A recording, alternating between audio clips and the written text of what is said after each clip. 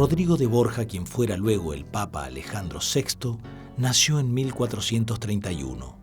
Fernando de Aragón llegó al mundo en 1452.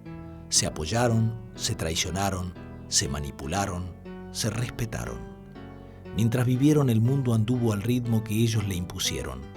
Fueron dos personalidades incomparables del Renacimiento que unificaron y centralizaron estados dispersos y se apoyaron solo en su autoridad y astucia. El mundo moderno habría sido diferente sin ellos.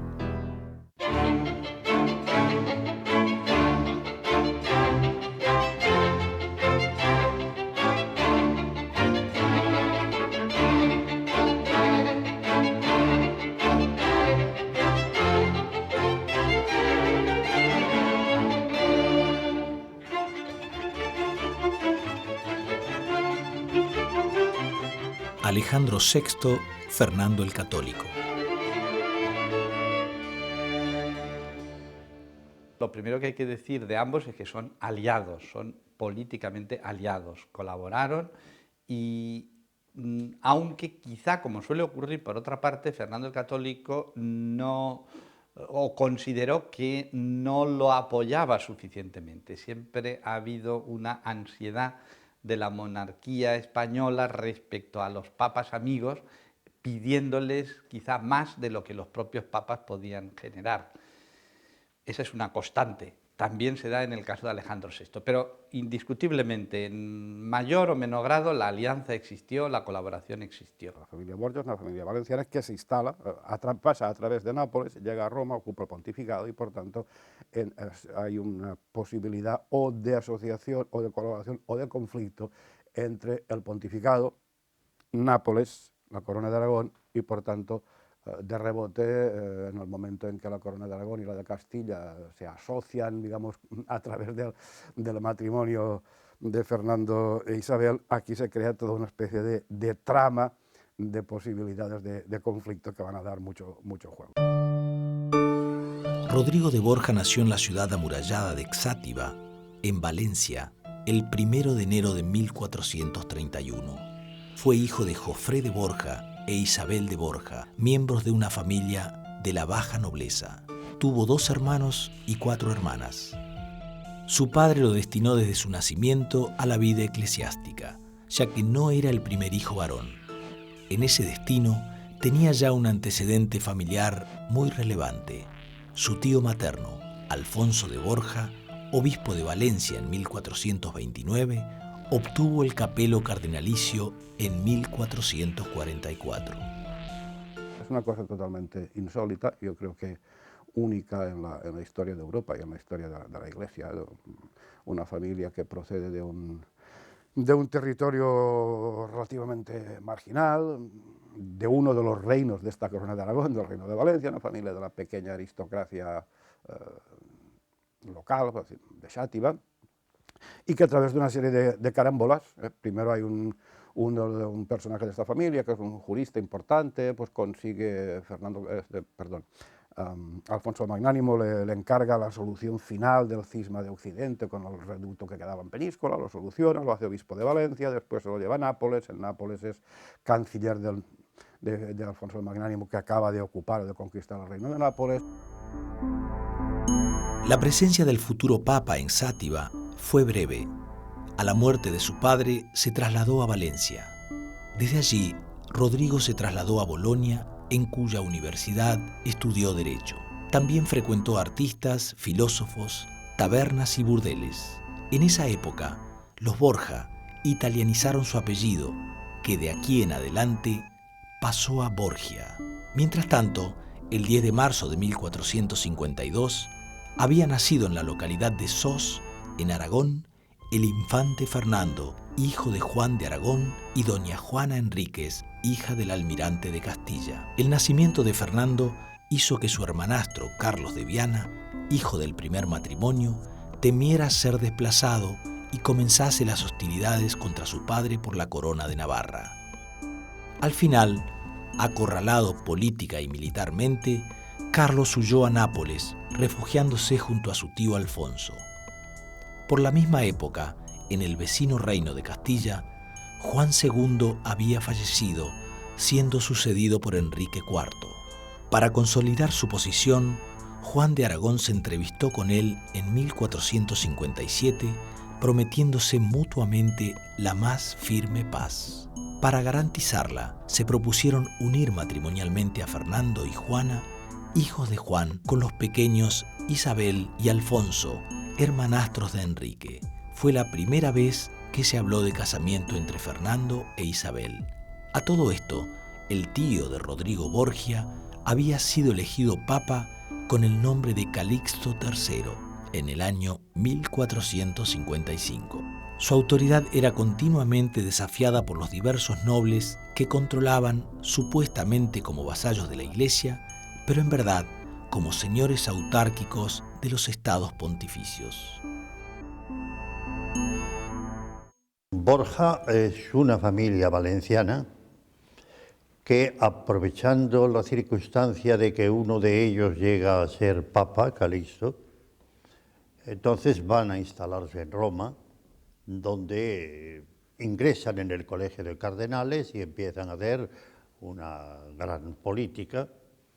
Así ascienden, como otras familias de la época, no es la única, los Medici, los Boncompagni, es decir, hay muchas familias que van medrando y llega un momento en que su poder en Roma es tan fuerte que cuando eligen Papa Sixto IV, este prácticamente descansa todos los asuntos de España sobre los hombros de Rodrigo Borja, que va a ser el futuro Alejandro VI.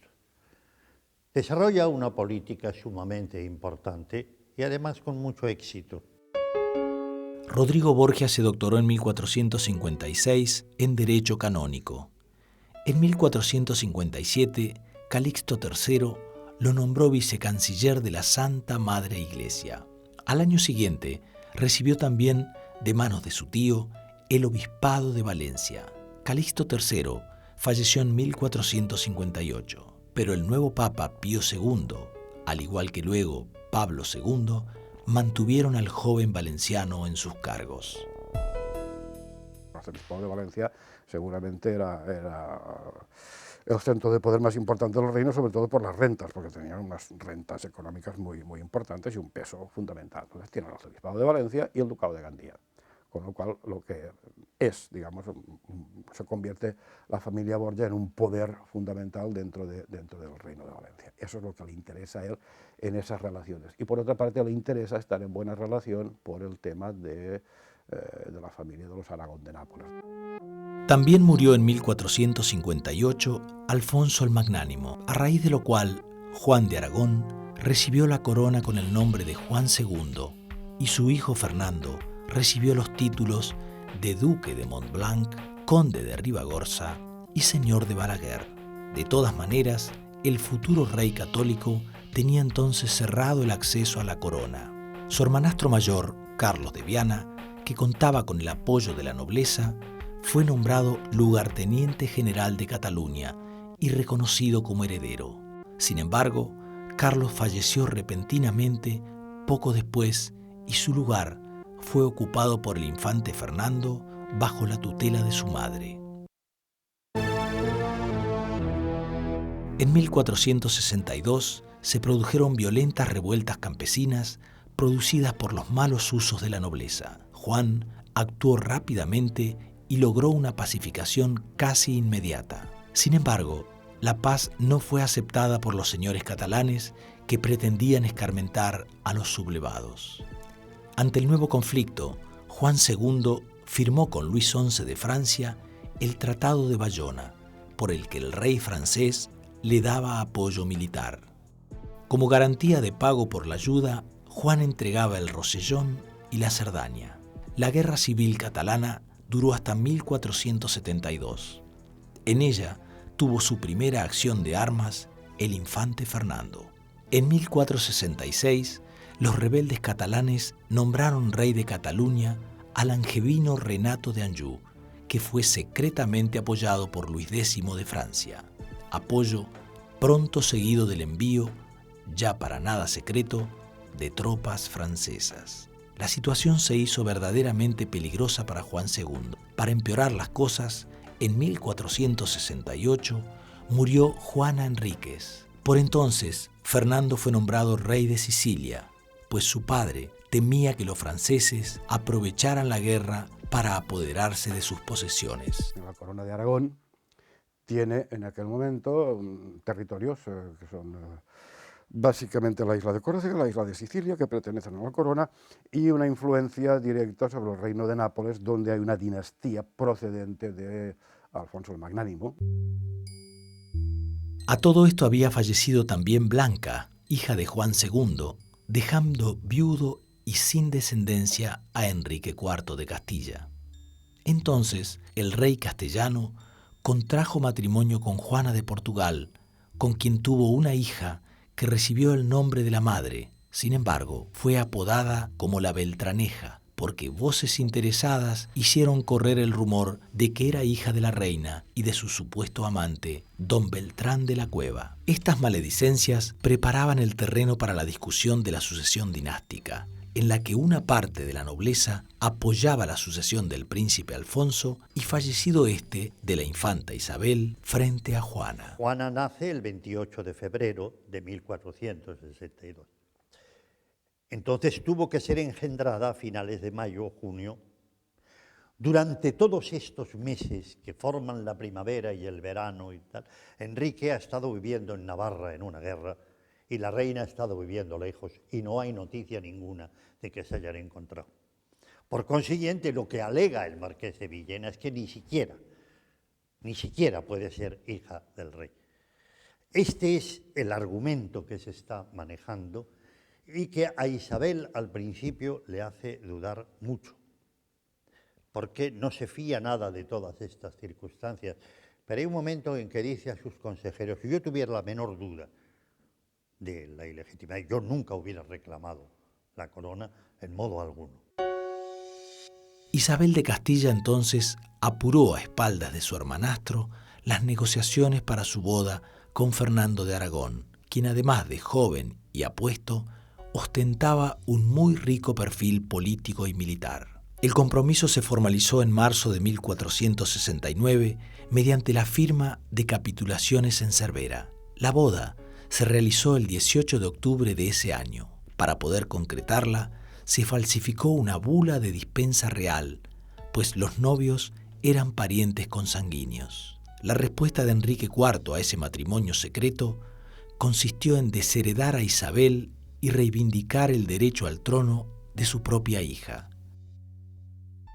La solución a la situación irregular originada por la bula falsificada vino de la mano de Rodrigo de Borgia. Este, para entonces, era un poderoso y respetado cardenal de Roma, donde también eran conocidas su ambición, su avaricia, su gusto por las grandes fiestas y por las bellas mujeres.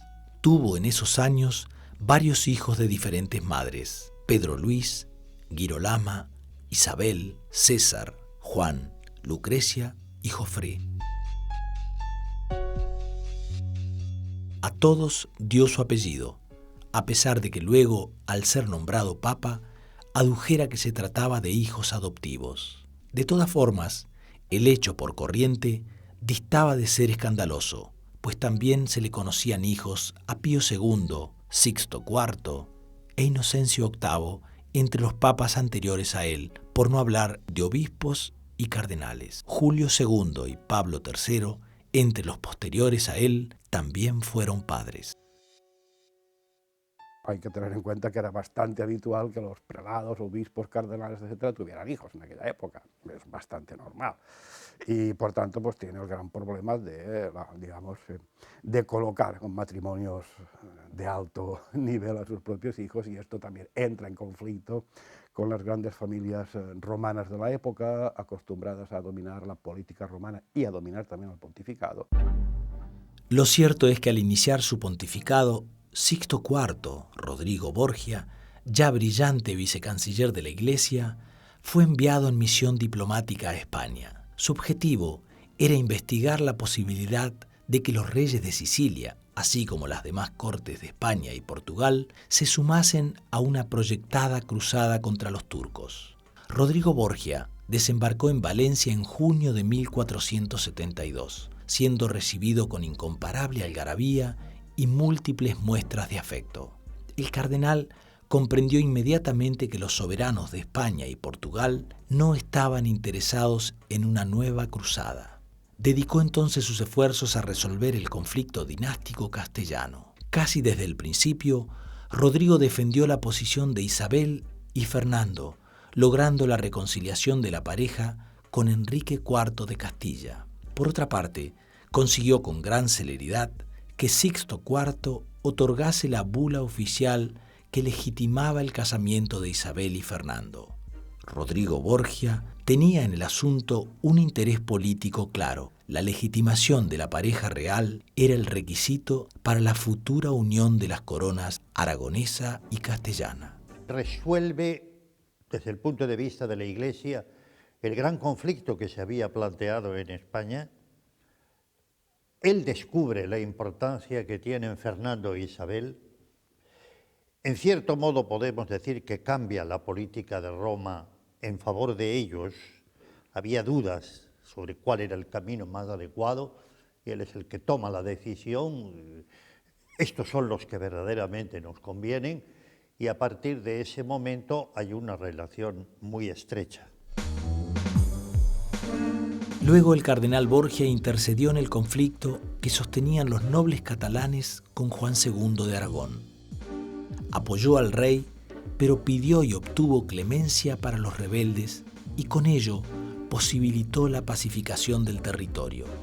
En septiembre de 1473, el vicecanciller retornó a Roma. No obstante, la paz entre Aragón y Francia sería efímera, porque en junio de 1474, Luis XI invadió el Rosellón y, aunque reconoció la soberanía aragonesa sobre esos territorios, exigió un fuerte rescate para su total devolución. En diciembre de ese mismo año murió Enrique IV y de inmediato Isabel se hizo proclamar reina de Castilla. Pero Portugal y Francia apoyaron las aspiraciones de Juana la Beltraneja, lo cual dio lugar a una confusa guerra civil en el territorio castellano. Fernando mostró entonces sus virtudes de guerrero, dispersó las tropas portuguesas y rindió a Burgos, Zamora y Toro, que apoyaban a Juana. En el verano de 1477 se sometieron las últimas fortalezas rebeldes en el Duero Medio. Mientras tanto, Ferrante I de Nápoles, hijo bastardo de Alfonso el Magnánimo, contrajo matrimonio con Juana de Aragón. El cardenal Rodrigo Borgia fue quien coronó a la nueva reina de Nápoles. Con esa unión se aseguraban las posesiones españolas en el Mediterráneo ante cualquier posible incursión francesa sobre Cerdeña o Sicilia. Ese espacio de política exterior común tiene una línea que es la contención del expansionismo francés, que está llegando a los Pirineos y a Navarra. Navarra todavía estaba en la órbita francesa, por una parte. El espacio mediterráneo, consolidar el poder mediterráneo, sobre todo en el reino de Nápoles, para lo cual necesitan una cierta complicidad con el pontificado, y a partir del momento de 1492, pues el tema de la expansión atlántica, es decir, los viajes, nuevos territorios que todavía no se sabe muy bien qué son, ni qué serán, ni aquello en qué resultará, y entonces empiezan a funcionar por primera vez todo aquel conjunto hispánico como una entidad de proyección exterior. Al morir el rey Juan II en 1479, Fernando asumió la corona como Fernando II de Aragón. Ese mismo año venció definitivamente a Alfonso V de Portugal en la batalla de Albuera. La derrota portuguesa terminó con las posibilidades de Juana. Portugal y Castilla firmaron la paz y Juana, la hija de Enrique, se recluyó en el convento de Clarisas de Coimbra. Para completar la dicha de Fernando e Isabel, ese año nació su tercer vástago, la infanta Doña Juana. En 1478, el Papa Sixto IV había creado la Inquisición con la finalidad de investigar y castigar tanto las herejías como las falsas conversiones de judíos que en secreto mantenían sus creencias y costumbres prohibidas. Fernando vio en ello la oportunidad de montar un sistema represivo independiente de las diversas jurisdicciones y obediente, por lo tanto, al poder de los reyes. La maquinaria represiva se mostró mortalmente eficaz, tanto que el Papa derogó en 1482 la bula de 1478, exigiendo el regreso a la situación anterior, levantando las jurisdicciones de los respectivos obispos y reclamando una mejor defensa para los acusados. Fernando no se mostró dispuesto a deshacer esta Inquisición centralizadora que venía a eliminar las viejas inquisiciones medievales jurisdiccionales. No solo rechazó la derogación, sino que amonestó al Papa exigiéndole que dejase en sus propias manos el manejo de la cuestión. Sixto IV se declaró vencido y en octubre de 1483 nombró inquisidor general de Aragón, Valencia y Cataluña por solicitud de Fernando a Fray Tomás de Torquemada. El cardenal Rodrigo Borgia sabía que Sixto IV era un papa débil del que no cabía esperar que fuera capaz de enfrentar a un soberano como Fernando, empeñado en afianzar su trono y en implementar todos los mecanismos centralizadores. No obstante, años más tarde, en 1492, al ser elegido papa, dejó ver sus diferencias con las políticas de Fernando e Isabel, acogiendo a los judíos expulsados de España. Fernando protestó ante esta muestra de tolerancia, pero el Papa Borgia se negó rotundamente a acceder a las pretensiones del rey aragonés. Y de hecho en Roma le dio muy poca cuerda, muy poca cancha a la Inquisición, muy poca. Y cuando se plantea el tema de los judíos, él evidentemente no estuvo de acuerdo, el Papa. Entonces ahí apareció una especie de reacción muy dura, sobre todo por parte de Isabel la Católica, contra el Papa. Ella veía al Papa como una especie no sé, no digo como un degenerado, pero casi por el estilo. Sobre todo no podía entender, claro, no se podía entender que una buena parte de esos judíos expulsados, sobre todo los valencianos, acudieron a Roma y fueran protegidos por el Papa, porque de hecho acudieron a Roma muchísimos de ellos y fueron protegidos por el Papa, más protegidos directamente. Y esto, bueno, la reina no lo podía soportar. Aparte de que no podía soportar, digamos, lo que llamaríamos su libertad de costumbre. Pero todavía faltaban varios años para ese primer roce. Mientras tanto, el vicecanciller hizo nombrar a su hijo César Borgia, de 6 años, canónigo de la Catedral de Valencia, protonotario apostólico y archidiácono de Sátiva. Títulos a los que pronto agregaría los de tesorero de la Catedral de Mallorca y archidiácono de Tarragona. En 1484 falleció Sixto IV y accedió al papado Inocencio VIII. Pero Rodrigo Borgia ya era sin duda el hombre más poderoso en todo el Vaticano.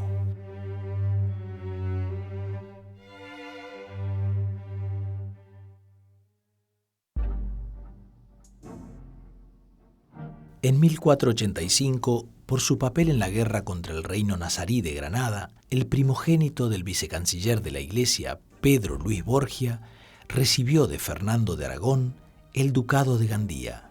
Luego, su padre arregló su matrimonio con María Enríquez, prima del rey español, pero la boda no pudo concretarse porque el joven falleció prematuramente. Su ducado y su novia pasaron entonces a su hermanastro Juan. Mientras tanto, el joven Borgia era destinado a la carrera eclesiástica, estudiando en las universidades de Perugia y Pisa, hasta ser nombrado obispo de Pamplona. La guerra contra los musulmanes, bajo la dirección de Fernando, se prolongó con algunas interrupciones hasta enero de 1492, en que capituló Boabdil, el último rey de Granada. Boabdil se convirtió en un súbdito más de los reyes españoles, hasta que optó por abandonar la península y afincarse en el norte de África. El cardenal Borgia festejó en Roma la conquista de Granada, organizando al domingo siguiente una corrida de toros en su Palacio del Vaticano. Fue entonces cuando dio a Fernando e Isabel la denominación que aún hoy los identifica, los Reyes Católicos. Hay que tener en cuenta que ni España ni Italia existían políticamente como tales. España es un conjunto de monarquías. Está la monarquía portuguesa, por un lado, con relaciones bastante fuertes con Castilla. Está la monarquía castellana, que en ese momento está en el proceso de acabar de completar el territorio con la conquista de Granada, que fue un hecho fundamental, importante. De hecho, la conquista de Granada es el mismo año que el acceso pontificado de Alejandro VI. Y está el reino de Aragón, que tiene su peculiaridad porque es un reino que son 3 reinos, en realidad. Hay un rey con 3 reinos totalmente autónomos en todos los sentidos, con una gran proyección sobre Italia, que esto es un elemento fundamental. En 1492, con pocos meses de diferencia, murieron Lorenzo de Medici y el Papa Inocencio VIII. El cónclave de cardenales eligió papa a Rodrigo Borgia, quien asumió con el nombre de Alejandro VI. Fernando e Isabel vieron el ascenso del valenciano con desconfianza. No era este un papa al que pudiera manipularse fácilmente. Alejandro VI se propuso reanimar las finanzas vaticanas imponiendo una fuerte reducción de gastos. A la vez, nombró a su hijo César, de 17 años de edad, arzobispo de Valencia y primado de España. Pocos meses después lo haría cardenal. En general, promovió inmediatamente a todos los miembros de su familia cercana, buscando crearse un entorno favorable.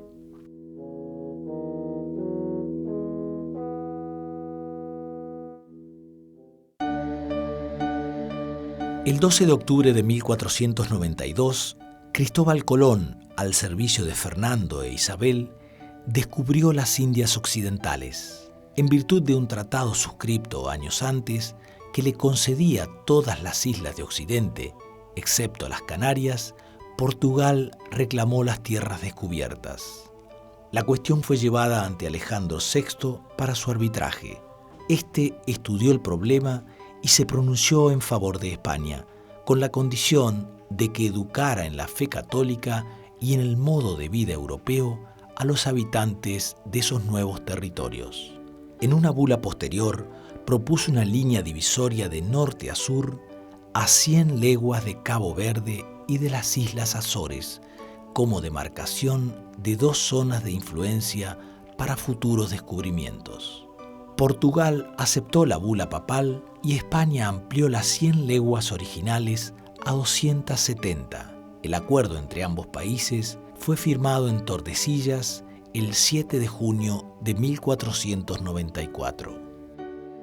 Alejandro VI es el hombre de las bulas que establecen lo que va a ser el principio sustancial para América, el reconocimiento de los derechos naturales de los indígenas de América, la prohibición de que se pueda reducir a esos indígenas a esclavitud. Lo intentará hacer Colón y le saldrá muy mal porque le obligarán a devolver la libertad a todos estos esclavos y además a pagar la indemnización correspondiente, lo cual es muy duro. Alejandro VI también había comenzado a mover sus fichas en prevención del inminente avance francés sobre la península italiana. El Papa organizó una liga con Milán, Venecia y los propios estados pontificios para defender el territorio italiano.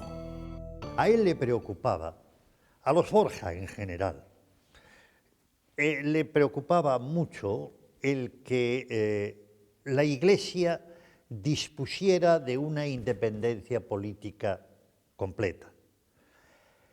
Y de ahí la importancia que otorga a la defensa de los estados pontificios, lo que llaman el patrimonio de San Pedro, y de ahí la derivación de que el Papa se convierta en el fondo en un príncipe político más, entrando en ligas, enfrentándose unas veces con Francia, aliándose otras veces con Francia, pero siempre con la idea metida en la cabeza de que si un día llegara en que el Papa no dispusiera de territorios sobre los cuales ejercer su soberanía, perdería también su independencia eclesiástica. Ese era su proyecto, crear un Estado en el centro, entre el norte y el sur. Y estas son las cosas que son realmente apasionantes, ¿no? Que un muchacho que nace de Sátiva, que llega a Papa, quiere crear un Estado nuevo en el centro de Italia. Un doble Estado, consolidar el Estado del pontificado y crear otro para su hijo, con ideas nuevas además de lo que es el gobierno y de lo que es el ejercicio del poder. Al morir Ferrante, rey de Nápoles, en 1494, Carlos VIII de Francia aceleró los preparativos de invasión. Alejandro VI trató de disuadir al rey francés, pero sin éxito. La expedición francesa para invadir Italia se inició en septiembre de 1494 con más de 50.000 hombres. En Milán, Ludovico el Moro se sometió sin luchar. Venecia se declaró neutral. En Florencia, el pueblo, enardecido por un fraile dominico llamado Jerónimo Savonarola, quien calificaba a Carlos VIII de enviado de Dios, expulsó a Pedro de Médici y su familia y agasajó al invasor. También los vasallos papales se pusieron del lado del rey francés, que entró en Roma el 31 de diciembre. Hizo una serie de imposiciones al Papa, pero éste las rechazó, atrincherándose con 3.000 soldados en el castillo de Sant'Angelo. Las negociaciones culminaron en la autorización papal para el paso del ejército francés por los territorios pontificios, lo cual era de todos modos un hecho consumado. Carlos VIII, por su parte, juró obediencia al Papa. Entró en Nápoles en febrero de 1495, mientras el rey Alfonso, sucesor de Ferrante, se refugiaba en Sicilia. En marzo, cuando más sólida parecía la presencia francesa en Italia, Fernando de Aragón convocó una Liga Santa contra el invasor. La integraron, además de España, Milán, el emperador Maximiliano I de Alemania, Venecia y los estados pontificios. Los intereses geopolíticos, digamos internacionales, de lo que pudiera ser en este momento Fernando Católico, van dirigidos sobre todo a este espacio mediterráneo de predominio básicamente catalano-valenciano, por decirlo así.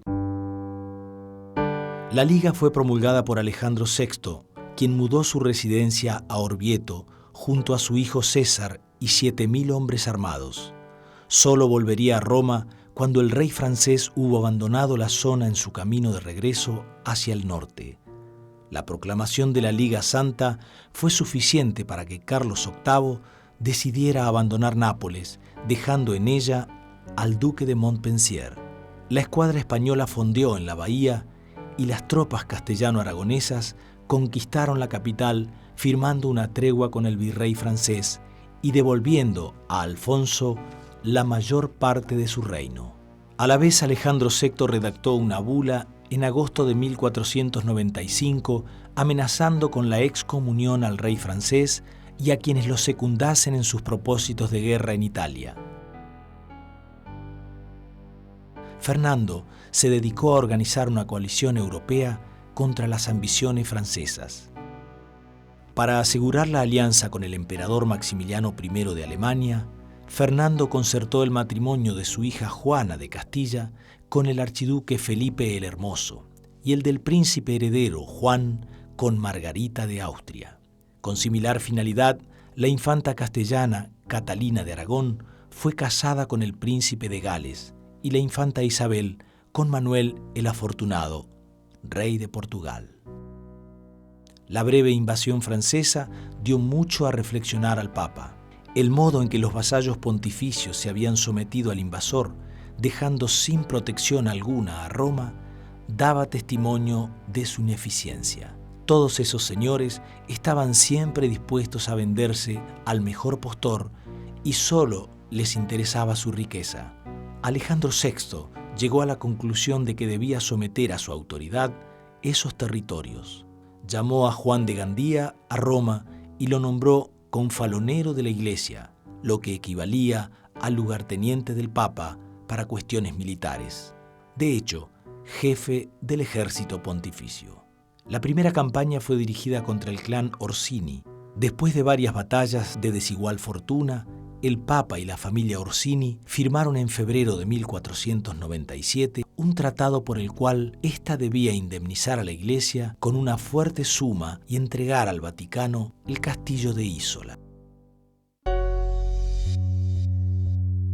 En Florencia, Savonarola fue advertido severamente de que cesara en sus prédicas antipapales, y por hacer caso omiso de ello, se le excomulgó. No obstante, se atrevió a excomulgar a su vez al Papa. A pesar de la petición romana de que se le remitiese para juzgarlo, fueron las autoridades florentinas quienes decidieron encargarse del fraile. Savonarola fue declarado hereje y cismático, e inmediatamente se lo entregó al brazo secular. Fue colgado y luego su cadáver ardió en la hoguera. En junio de 1497, después de haber cenado con su hermano César Borgia y con su madre, Vanosa Catanei, Juan de Gandía tomó su montura y se dirigió al Vaticano con un solo hombre como escolta. Varios individuos lo atacaron y asesinaron, arrojándolos al río. El dolor del Papa fue inmenso y lo llevó a anunciar una reforma de la Iglesia, sugiriendo además que pensaba seriamente en abdicar y retirarse a un monasterio. Paradójicamente, ese mismo año, los reyes católicos iban a conocer un dolor similar. En octubre de 1497 falleció su hijo y heredero Juan. Isabel jamás se recuperaría de la desolación que esa pérdida le produjo.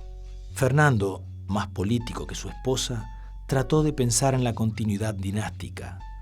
Su hija mayor, Isabel, estaba casada con el rey de Portugal y a ella correspondía heredar la corona, a pesar de las aspiraciones del esposo de su otra hija, Juana, el veleidoso Felipe el Hermoso.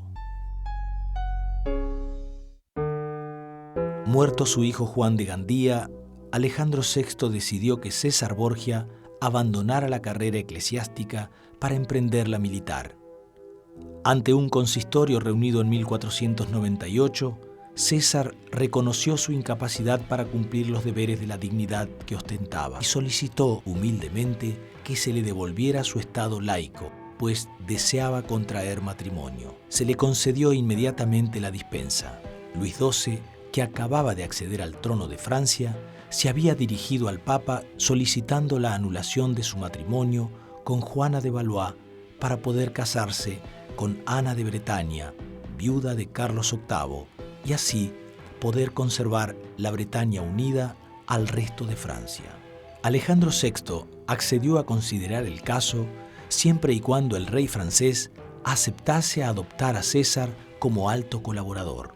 El matrimonio fue anulado y el Papa concedió la dispensa para la nueva boda que aseguró la unidad de Francia. El rey se apresuró a conceder a César Borgia el condado de Valence y d'Oise, así como una fuerza de 100 lanzas a costas de la corona. Se firmó un protocolo entre César y Luis que Alejandro VI supervisó, por el cual el rey de Francia se comprometía a respaldar la conquista de la Romagna, siempre rebelde a Roma, y César asumía la responsabilidad de ayudar a Luis XII si éste fuese a emprender alguna acción en tierras de Lombardía. Es el momento en que César, que estaba destinado a la Iglesia, era cardenal, abandona su carrera eclesiástica para poder casarse con una Albret, una mujer de la dinastía navarra, y convertirse en duque de Valentinois y príncipe de Romaña y no sé cuántas cosas. Obviamente, Fernando se sentía cada vez más molesto por el cariz que iban tomando los acontecimientos. Luis XII ofreció entonces al hijo del Papa la mano de Carlota d'Albert, hermana del rey de Navarra. La boda se celebró de inmediato y la pareja tuvo una sola hija, Luisa.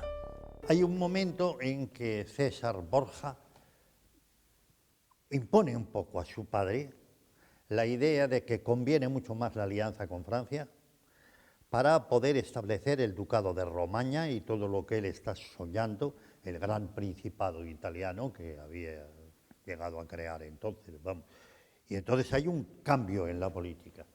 Alejandro VI, que al principio no acudía a otra cosa más que a Fernando el Católico cada vez que se encontraba en una mala situación, a partir de 1500 cambia. El giro pontificio hacia Francia deterioró las relaciones de Roma con Nápoles, cuyo rey llegó a ofrecer a los turcos un puerto donde atracar su flota.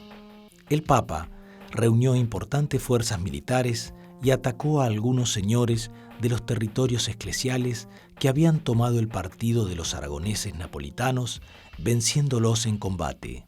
De ahí en adelante, su objetivo primordial consistió en levantar un estado pontificio fuerte y estable con la ayuda del rey francés.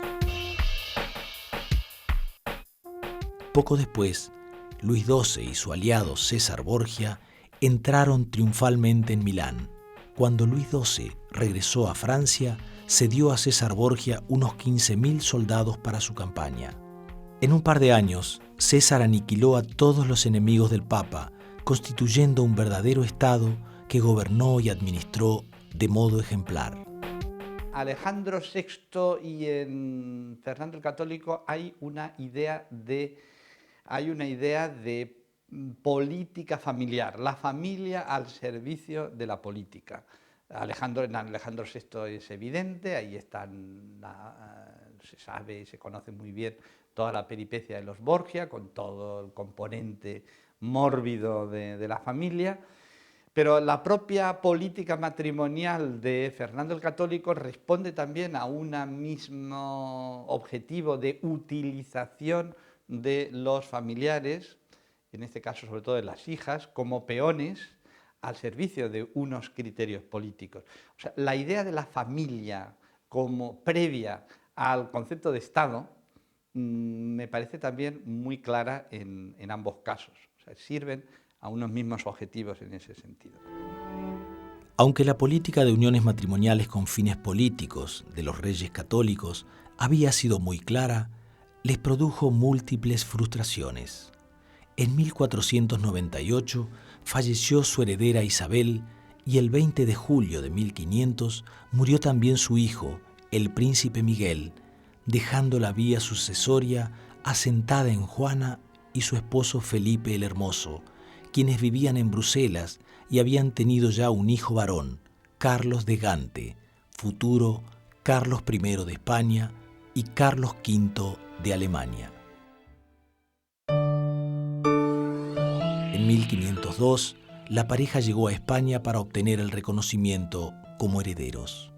A la vez, la alianza española con Inglaterra se tambaleó al morir Arturo, el príncipe de Gales, esposo de Catalina de Aragón. Para solucionar el conflicto, Enrique VII propuso casar a la viuda con el nuevo príncipe de Gales, Enrique Tudor, hermano de Arturo y futuro rey de Inglaterra, boda que pudo realizarse gracias al permiso de Alejandro VI. Fernando firmó entonces un tratado con Francia para asegurar su hegemonía en el Mediterráneo, donde una flota combatía desde 1499 con los otomanos. Ofreció al rey francés reconocer su conquista en el norte de Italia y repartirse el reino de Nápoles en el sur. Nápoles implica el control de todo el sur de Italia y tener una posición estratégica en el centro del Mediterráneo, aparte de la importancia propia del reino de Nápoles y de la ciudad de Nápoles, que es una de las grandes ciudades europeas de la época. Luis XII preparó sus tropas y rápidamente se puso en marcha hacia el sur. Para librar de problemas su retaguardia, negoció un tratado de no agresión, una tregua en realidad, con Maximiliano de Alemania, ofreciéndole que cuando el hijo de Felipe el Hermoso y Juana de Aragón, el pequeño Carlos, accediese al trono imperial como Carlos V de Alemania, el ducado de Milán pasaría a su propiedad como dote de la hija de Luis XII, Claudia, con quien contraería matrimonio tan pronto su edad se lo permitiese. El acuerdo entre Francia y España duró lo que un suspiro, y así las dos potencias se enfrentaron abiertamente. Pronto, solicitaron al Papa que se pronunciara sobre la disputa. Alejandro VI se inclinó hacia Francia y ofreció a Luis XII las tropas pontificias bajo las órdenes de César Borgia. A cambio, exigió el apoyo francés en los territorios de la Iglesia. Alejandro VI y su hijo sacaron un buen provecho del apoyo francés, pero Luis XII no obtuvo tanto como esperaba. En el fondo, el Papa no quería favorecer a ninguna de las potencias. Más bien, creía que debía impulsarse un nuevo equilibrio para Italia sobre la base de un acuerdo entre Roma y Venecia. Pero a pesar de sus insistencias, Venecia nunca confió en él lo suficiente como para comprometerse en una alianza. Poco después, Luis XII inició una gran ofensiva contra los españoles en Nápoles y llamó a su lado a César. Este preparó las tropas, pero fue posponiendo la acción e inesperadamente, en agosto de 1503, el Papa y su hijo cayeron gravemente enfermos. Hay quien dice que fue malaria y quien dice que fue el veneno. Lo cierto es que el 18 de agosto de 1503, el Papa Alejandro VI murió en presencia de 5 cardenales, mientras César, gravemente enfermo, logró sobrevivir y ocultarse a sus enemigos. Hecho prisionero por el nuevo Papa Julio II, consiguió huir de la prisión, aunque solo para caer en manos de los españoles. Fernando lo hizo trasladar a España, donde fue recluido en una fortaleza real de la que escapó en octubre de 1506. Encontró refugio en el reino de Navarra, donde su cuñado, el rey Juan de Albret, lo nombró capitán general del ejército. Cuando al año siguiente se produjo una rebelión, César Borgia murió en combate franco mientras sitiaba el castillo de Viana. Hay que tener en cuenta que en ese momento Navarra está en lucha continua con Castilla, porque Castilla quiere ocupar Navarra, y de hecho César Borgia morirá defendiendo Navarra después contra los castellanos, defendiendo a su cuñado, el rey Juan de Albret. En noviembre de 1504, la reina Isabel, en su lecho de muerte, agregó a su testamento una condición: nombraba gobernador de Castilla a su esposo, el rey Fernando. Pocos días después, falleció. La nueva cláusula testamentaria significaba que a la muerte de la reina, la corona recaería en su hija Juana, pero si ella no se encontrase en condiciones efectivas para gobernar, sería Fernando quien gobernase como regente. Esta previsión era necesaria por cuanto hacía tiempo que se tenían sobradas evidencias de la inestabilidad psicológica de Juana. Por supuesto, Felipe el Hermoso no estaba dispuesto a aceptar la locura de Juana si con ella perdía el acceso al trono. Molestaba muchísimo, claro, es decir, Juana, por supuesto, a lo mejor tenía mal carácter, tenía algunas salidas de tono y algunas estridencias, pero claro, que una mujer sea malcarada en ocasiones, o celosa, que eso sí, y tenía aquello que llaman en el siglo XV locura de amor, es decir, que tuviera demasiados excesos amorosos hacia un marido, que por otro lado todos sabemos que Felipe el Hermoso era un mujeriego, insaciable, pero que una mujer celosa no es una mujer loca, es decir, ahí se transgrede un poco la cuestión. Y por otro lado, el respeto que le tenía su hijo, Carlos V, a su madre, haciendo la reina de Castilla, que lo fue, y haciendo una cosa rarísima en la tradición dinástica europea, que es reinar con su madre. Demuestra que algo de toda esa idea de la locura no era, también había mala conciencia en el seno familiar. Las Cortes reunidas en 1505 no fueron favorables a Fernando, quien dejó a Juana y Felipe en Castilla y se retiró a Aragón. Sin embargo, Felipe murió poco después, en septiembre de 1506, y Fernando volvió a ejercer el poder en Castilla, gobernando en nombre de su hija. También en 1505, el monarca había contraído nuevo matrimonio con Germana de Foix, sobrina de Luis XII. Germana tuvo un hijo con Fernando, pero falleció al poco tiempo de nacer. A la muerte de Fernando en noviembre de 1517, los reinos de España estaban preparados para Carlos de Gante.